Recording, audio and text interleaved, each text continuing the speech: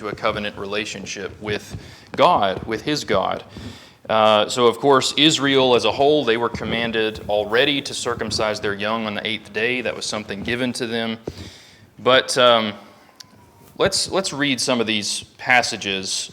Let's start here. So this is the second part of the question. What is required of us today? Are any of these things still required for us today? Maybe we can put it that way. And if so, how?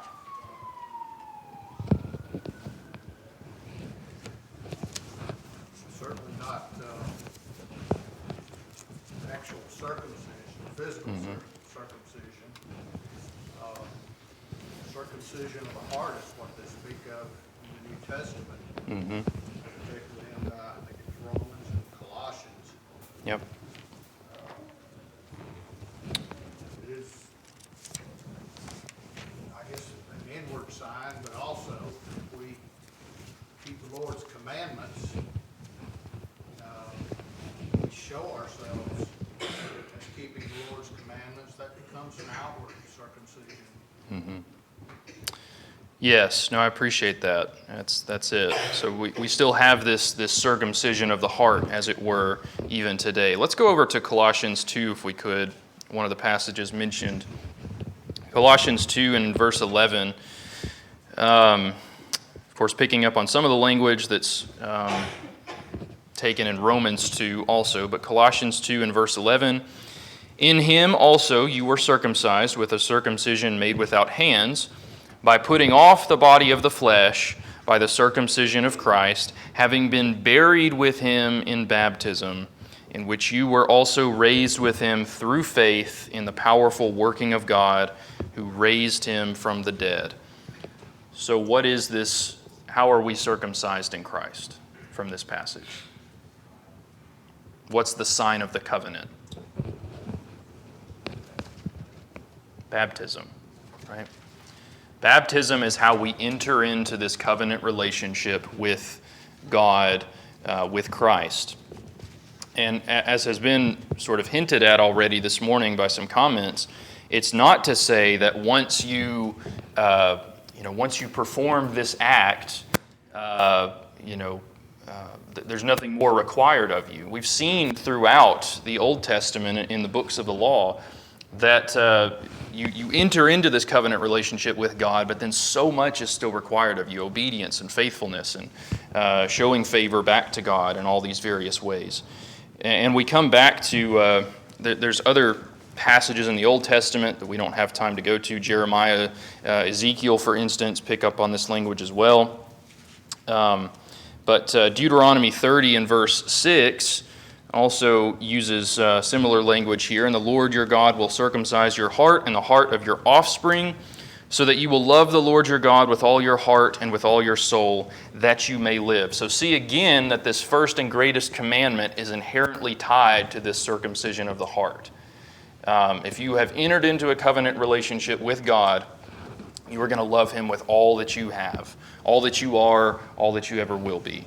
That is what is required.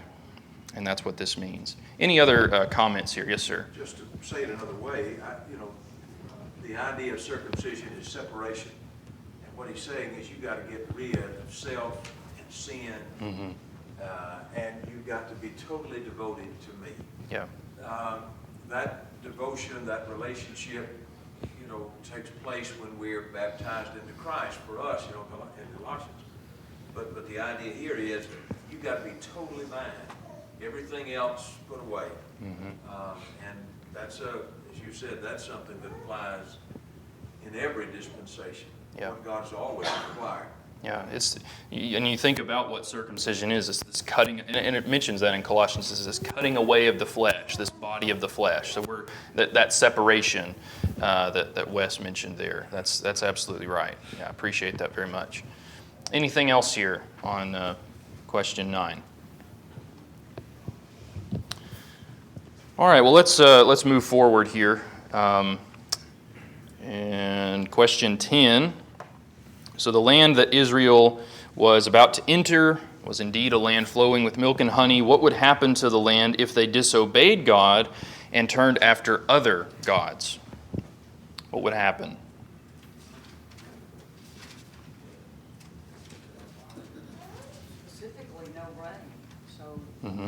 Therefore, nothing's going to grow, and it's just not going to yield fruit. Yes. So there would be, in many ways, this this sort of reversal of, so God has promised if you do obey, the land will be full of good fruit and crops and blessings and all these things, and if not, if you don't obey, things are reversed. So yeah, the heavens will be shut up, the land will yield no fruit, and part of the language also, you will perish quickly off the good land, and you will be taken from it, which we'll get to more of that in the blessings and the curses. But I'd like to also notice here, coming back to 10 through 12 of chapter 11 here, Deuteronomy 11, 10 through 12. Oh, let's see here. For the land that you are entering to take possession of it is not like the land of Egypt, from which you have come, where you sowed your seed and irrigated it, like a garden of vegetables. So what I take from that, you think about the geography of Egypt. What was their main source of irrigation, and what was their main water source? Still is the Nile River, right? So they would, in many ways, have to sort of feed that into their own crops, and so not that it would never rain, but that was certainly one of the major ways that they fed the vegetation. Verse 11. But the land that you are going over to possess is a land of hills and valleys, which drinks water by the rain from heaven, a land that the Lord your God cares for. The eyes of the Lord your God are always upon it, from the beginning of the year to the end of the year. So this is another promise given by God. Not that they're not ever going to have to work the land and sustain it and so forth, but notice that God is making a contrast that the people, especially the rebellious generation, has already made a contrast to. You think back to Dathan and Abiram when they came against Moses and they said, you took us from a land flowing with milk and honey. They were talking about Egypt. And you've brought us to this dry, arid, useless land that we still have not inherited. So they're making that contrast. God is making this, or Moses and God here are making this contrast. This is how the land was in Egypt, but this is the land that you are about to inherit. So a land with better promises and better blessings will await you. Moses also continues to reiterate how vital it is to teach the next generation in this chapter. Remembering the commandment so that they will inherit these blessings. If you obey the Lord will drive out the nations. And the implication, again, as we're going to see with the curses at Mount Ebal and Gerizim, is that if you don't obey, you are going to be driven out by the land from other nations. So your charge, your duty is to go into the land, drive out these nations. But if you don't do that, and if you don't do these other things according to the will of the Lord, other nations are going to drive you out of the land. So again, there's that reversal that we see, sort of that contrast. Anything else here on Deuteronomy 11 before we get into the next lesson? All right, well, let's move into lesson 21 then. This is what we're calling the second giving of the law, which of course is the name of Deuteronomy itself. But Moses continues to emphasize Israel's relationship to a holy, to a faithful God, how they live together, how they treat one another, how they treat those around them. And we're going to notice continually that keeping the commandments of the Lord are tightly tied to their love of the Lord. If you love the Lord, you keep His commandments, and vice versa. So question number 1, what commands in Deuteronomy 12 now are meant to guard them from idolatry and the practices of the pagan nations? What do you have for that?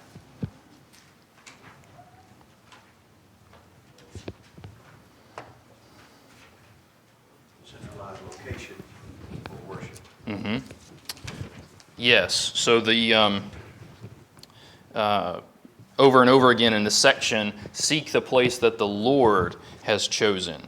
And that's in contrast to these the inference there is you seek the place that the Lord has chosen. All right, what are these other places? These are places of idolatry and other gods and so forth. What were they to do to those places of worship? Destroy them, get them out.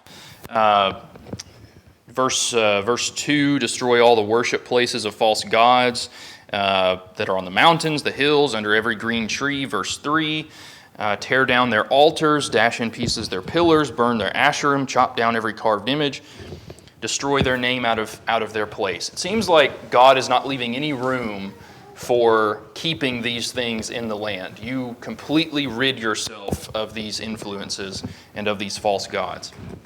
And so, as was mentioned, you seek the Lord's place of worship instead. I want to notice a couple of phrases there with that language. In 12 and in verse 8 to start with, you shall not do according to all that we are doing here today, everyone doing whatever is right in his own eyes. Remember that phrase going forward. Look at verse 13 also. Take care that you do not offer your burnt offerings at any place that you see, but at the place that the Lord will choose in one of your tribes. There you shall offer your burnt offerings, and there you shall do all that I am commanding you. So you don't choose the place that you see, that you choose, but that the Lord chooses. And of course, one of the other things mentioned, I believe, a few times in this chapter, as has already been laid out in the law, do not eat the blood. Why? Why are they not to eat the blood? Life is in the blood. And we bring that forward to Acts 15. That is something that we are still charged with today. That is still a sign of life being in the blood. So many things that surround that. I know we've talked briefly at other times about that. We won't go into more detail at this time. Verse 5, seek the place that the Lord your God will choose to make his habitation. So 12, verse 5. Seek the Lord, seek the place that the Lord your God will choose out of all your tribes to put his name and make his habitation there. And notice also verse 14, looking at this contrast again. This again, the place that the Lord chooses. And in 12 and verse 28, be careful to obey all these words that I command you, that it may go well with you and with your children after you forever, when you do what is good and right in the sight of the Lord your God. So notice this phrase that's sort of being contrasted. Doing what is right in your own eyes or doing what is right in the sight of God. He's laying it out in very clear detail, what is acceptable and what is not acceptable. And one other thing I might note on this theme of seeking the Lord's place of worship. So this is where they're going to do everything in worship to God, where they're going to sacrifice, where they're going to tithe, where they make vows, where they eat before the Lord in communion with him as they had in the wilderness. They're going to do this in the land. But notice the attitude with which they are to do these things. It's not this sort of rote, mindless tradition where they're just doing these things over and over again without thinking about them. 12 and verse 7, and there you shall eat before the Lord your God, and you shall rejoice, you and your households, in all that you undertake, in which the Lord your God has blessed you. Notice verse 12. And you shall rejoice before the Lord your God, you and your sons and your daughters, your male servants and your female servants, and the Levite that is within your towns, since he has no portion or inheritance with you. Notice finally verse 18. But you shall eat them before the Lord your God in the place that the Lord your God will choose, you and your son and your daughter, your male servant and your female servant, and the Levite who is within your towns, and you shall rejoice before the Lord your God in all that you undertake. A lot of things they're meant to do, a lot of things they have to keep, but they are to do it with the right attitude, to rejoice, to be glad, to give thanksgiving to God for the blessings that he has provided, and so they are simply giving that back to God in all these various ways. I think that's something to notice. I'll make one other point here in just a moment, but anything up to this point with destroying idolatry and seeking the Lord's place. Yes, sir. I don't know if you've got any more you can tell me, or somebody here maybe have a verse study of that word seek there, is this translated here? Mhm. I get the impression that it's not something of laziness, though. Yeah, that's right. It's not just something that maybe you fall into. There may be times when maybe it may be easier than others, but there's some times when maybe it may be hard. I think that's what I get from the word. I think of the word seek sometimes. Mhm. It's something I may have to put some more effort into than maybe I'd like to sometimes. I got to put that effort into it. Yes. I don't know if there's something that you have on that word. Anybody else? Yeah, what I'm getting here, I mean, it's used about 150 times in the Old Testament, so it's used quite a bit, but to seek with care. So I think that puts emphasis on being intentional, doing things with intention and carefully. And it is interesting, I'm also seeing another contrast with this word. So this is in contrast to seeking or consulting, inquiring of heathen gods, necromancers, sorcerers. So I think there's something to that. To seek in prayer, to seek in worship is another way in which it's used. So yeah, it's going to take effort. It's going to take a lot of intentionality.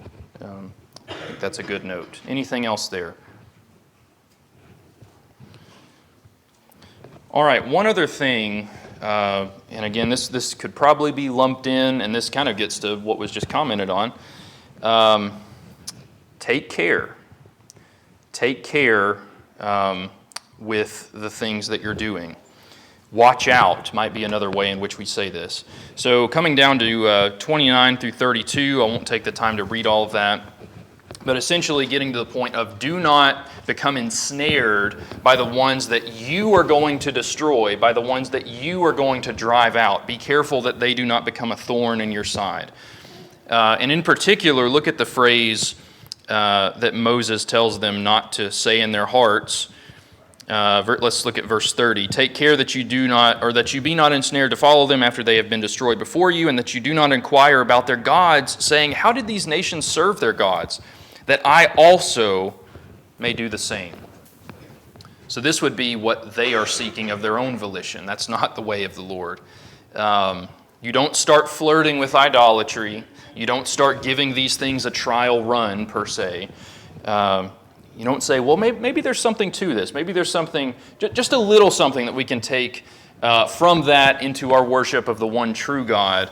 And of course, that is what eventually happened in the history of Israel. And then it was just full-blown everywhere. And everywhere that they were commanded to tear down the idols and so forth, kings and rulers put more of them in the hills and the mountains under every green tree.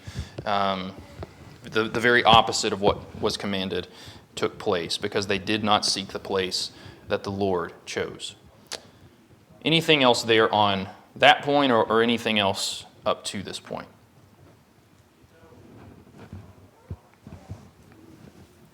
All right, well, let's move into question 2 then. So Deuteronomy 13.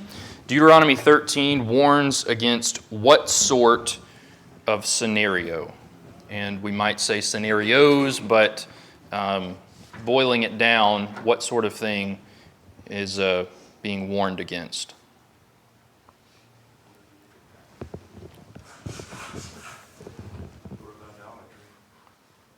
Of idolatry and so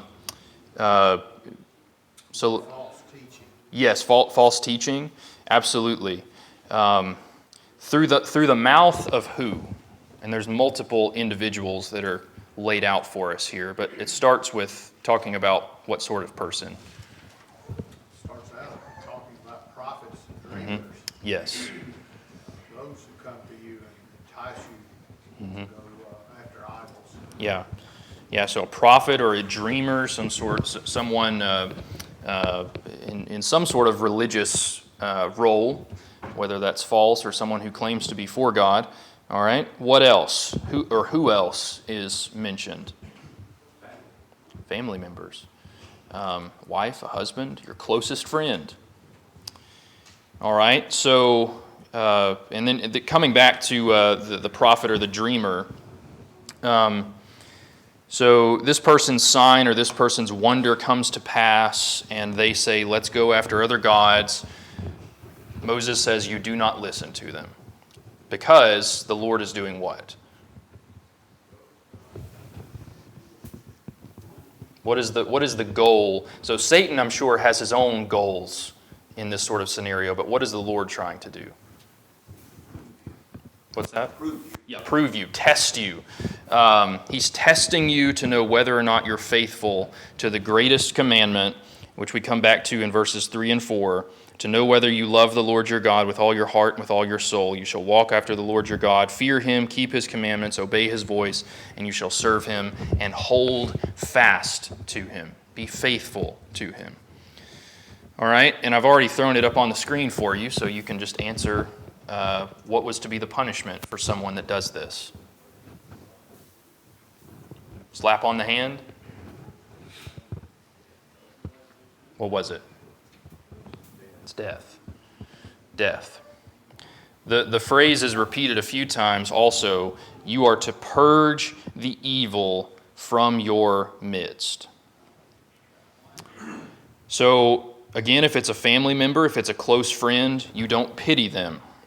And in fact, if it's a family member or if it's a close family member of yours individually, what is your duty to do in this scenario? In the punishment of this individual? Became the family that's supposed to be the one to inflict the punishment. Yeah, they were to be the first ones to pick up a stone and to cast it. The same is to be done with worthless fellows, good for nothing. And it goes on to say, in fact, you kill everything in the city, burn the whole city, and burn everything in it. Did I see a hand? Yes, sir. Over there in 2 John talks a little bit about this too. Whosoever transgression abideth not in the doctrine of Christ, that's not God. He that abideth in the doctrine of Christ, he has both the Father and the Son. If any come unto you and bring not this doctrine, receive him not into your house, neither bid him Godspeed. He that biddeth him Godspeed is participate in his evil deeds. Yes. Yeah. So it's again. So yeah. I'm sorry. You had something else there. Yeah. It's serious. It's just serious. That's how serious it is. Absolutely.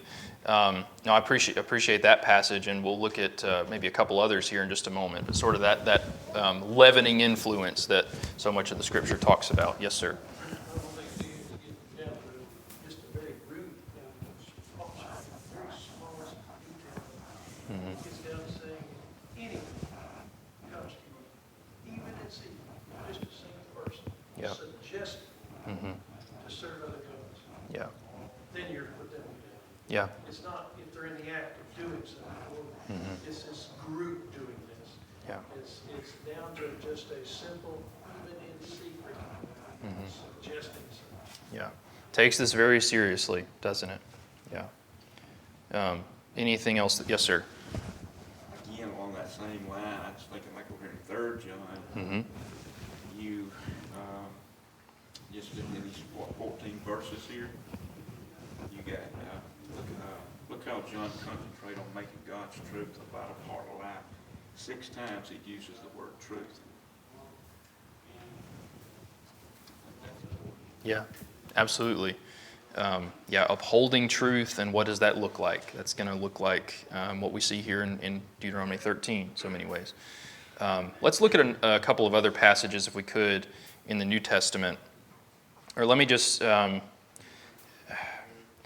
we've already sort of touched on it in various ways, but how does Deuteronomy 13 correlate, do you think, to our day? To passages like 1 Corinthians 5, 2 John, 3 John, and other such passages. Maybe you have some others you can think of, but what do you think there? First of all, what's talked about in 1 Corinthians chapter 5? Let's start there. What sort of scenario is given there? Yeah, a man had taken his father's wife, and what did Paul tell the church at Corinth they were to do with this man?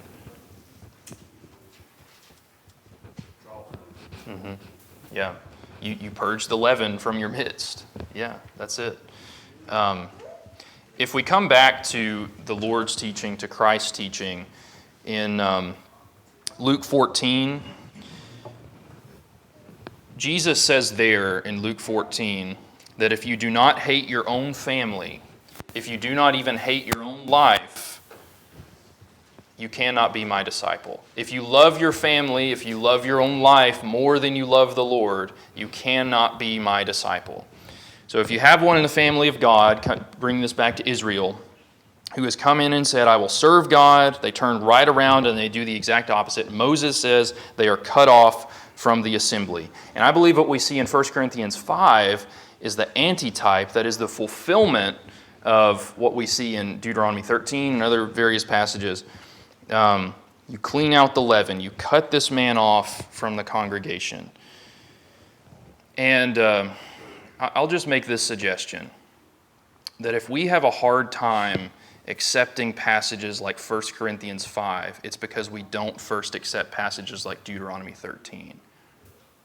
It's because we view passages like Deuteronomy 13 as being barbaric, as being ugly, as being unkind, unloving, saying we can't really do that today. That's unheard of. And then we come to passages like 1 Corinthians 5 and we say, well, certainly that's also unkind. That's unloving. That's unbrotherly. We can't do that in this culture and in this day and age. It's interesting, too, that 1 Corinthians 5, he says it in the name of the Lord Jesus Christ. Yeah. By his authority. This is what you need to do. Yeah. It's a serious, and we shouldn't make light of this either, right? That this is to be reserved for those who have either suggested that others walk away from the Lord, and we're bringing this to 1 Corinthians 5, or those that have gone out from the assembly, have rebelled in various ways. That is what is to be done. So we need to take sin seriously, I think, is the point. Anything else there on Deuteronomy 13 before we move forward? All right, well, let's look at question 3 if we could. It is true that Israel should obey the commands of the Lord like the ones found in Deuteronomy 14 because the Lord is God and because He said so. And this is something we've mentioned a few times already. Though that is the case, most of the time He gives plausible reasons to obey. So what are some of the reasons given in this chapter in Deuteronomy 14? Reasons to obey God.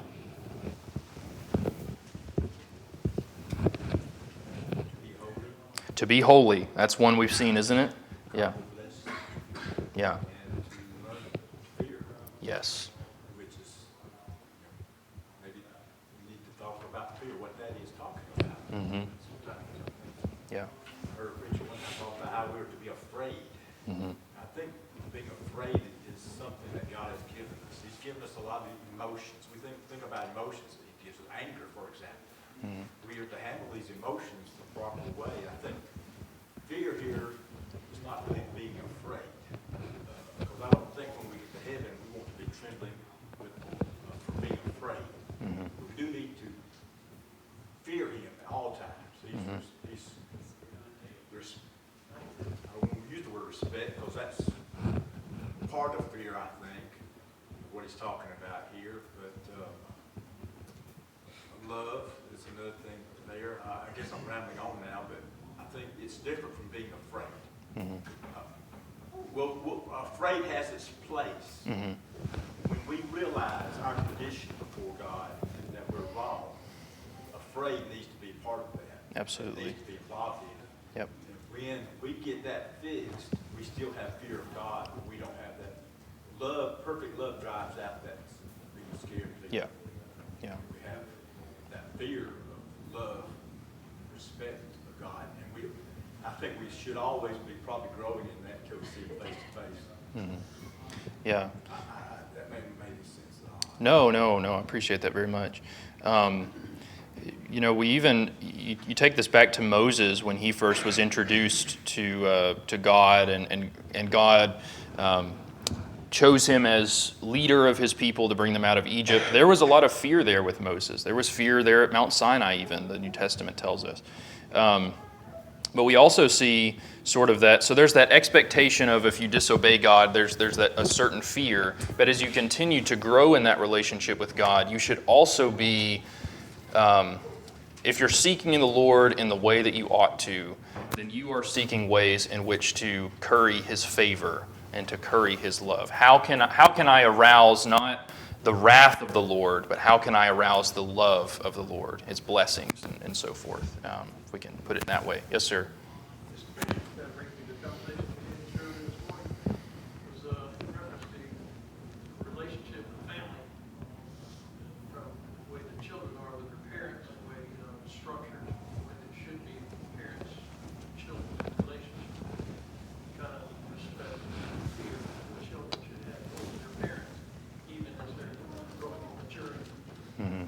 That's a relationship we should have with God, and that same desire, concern, respect, love, Yep. appreciation, Yeah. and the desire to please. Yeah. We seek to please. That's right. Yeah. You know, when the church was in its infancy, Acts 5, Mm-hmm. you remember the story of Canaan and what he done to them. After they done that, it said a great fear came upon all the church. Yeah. You know, it's just, you don't trifle with God, you respect what he says. That's right. And we need to be careful what we sin. Yeah. God is still described as being a consuming fire in the New Testament, isn't He? So there does need to be that healthy fear. While we're here on earth, we need to consider all parts of that puzzle, for sure. If we could, just quickly, this is, again, just a chart I threw together. We're not going to go into great detail here, but several of these have already been mentioned. You're to be holy, and that's described in various ways. And so much of what's given here is you're not to act like the land, and that is because either you are my people, you are to avoid what is detestable, because you are to learn to fear the Lord, so on and so forth.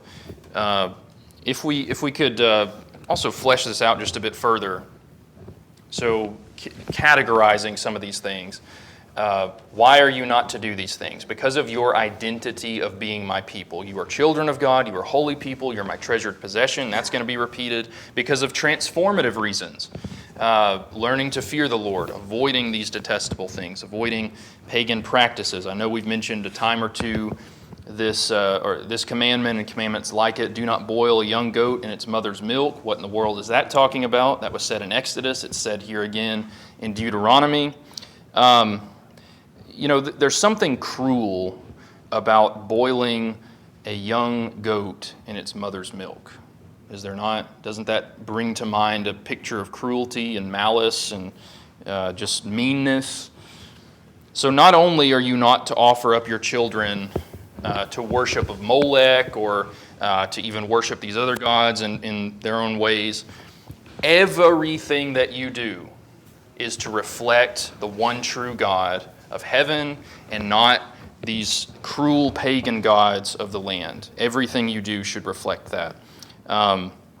We also see compassion and justice talked about here, caring for those who are needy and helpless and vulnerable as well. Anything else there on question 3? Yes, sir. I'm just thinking, they were told to go out and destroy all these people out of the land, and they didn't do all that. Mm-hmm.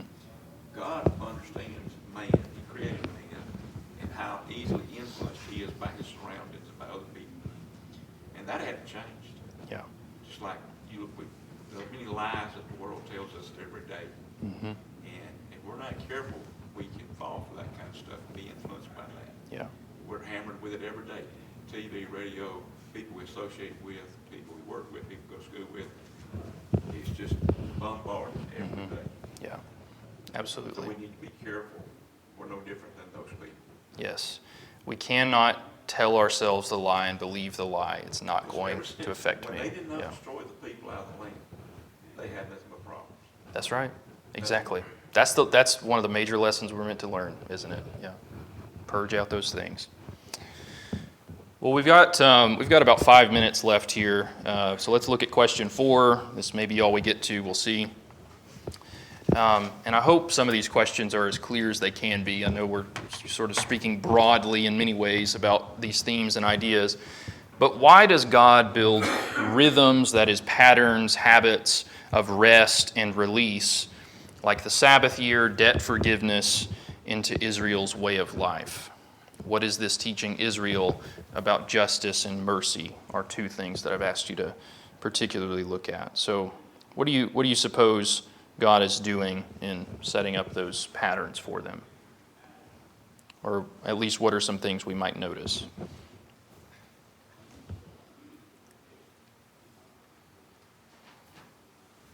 It was a constant reminder of the need for mercy. You've been shown mercy. You were a bondman. And so God sets up these cycles to remind them to not fall into the meanness that they came out of, but to be like Him. Yeah. Absolutely. So it's again a reflection of how you act is to be a reflection of the God that you serve. Isn't that again one of the major points? These aren't necessarily new ideas, but sort of just fleshing these things out further. I think that's right. Anything else? So again, this is just a chart breaking down some of these things. So there is talk of forgiveness, releasing of debts, generosity to the poor, release of servants or slaves in the 7th year, and do not resent obedience to these laws. So you are to obey with a willing heart. One of the things that's talked about, and I don't know if you guys picked up on this or not, here in this chapter, there's two, I think it only appears, it's one use and then another. So Moses says, first, if you do these things, there will never be poor in the land. And then a little later on, he says, there will always be poor in the land. So we need to reconcile that. Okay, we can't just say, well, that's, whatever. We don't have to reconcile that. I'll offer some thoughts, and maybe you have some thoughts as well, but I liken this to, for instance, what John says in 1 John, that if you're born of God, you will never sin. But then John goes on to say a little later, if you do sin, you have an advocate with the Father, and you can confess those sins, and you can be forgiven of them. Or you look at the words of James, in James chapter 3, no man can tame the tongue. But then James says a lot about how we are to tame the tongue, the things that we are to do with the tongue. So what I see here is not a contradiction in the text. It is to say that if you find a brother to be poor, you should not go on letting them be poor. You should do something about it. If you're acting how you ought to act, if you're treating them as a neighbor and as a brother, as part of God's chosen people, they're not going to be poor any longer. And so Moses makes the point, there will always be poor, and there will always be poor to take care of. You think of the two individuals that come to my mind that could have done something about the poor in the land. Solomon is the first one that comes to my mind. If anyone could have done something about those social problems, Solomon would have been the guy, because he had all the riches, he had all the resources, and yet Ecclesiastes tells us the poor are still oppressed. They are still downtrodden. We think of Jesus. If Jesus wanted to do something about all the poor, he certainly could have done that, and yet he did not.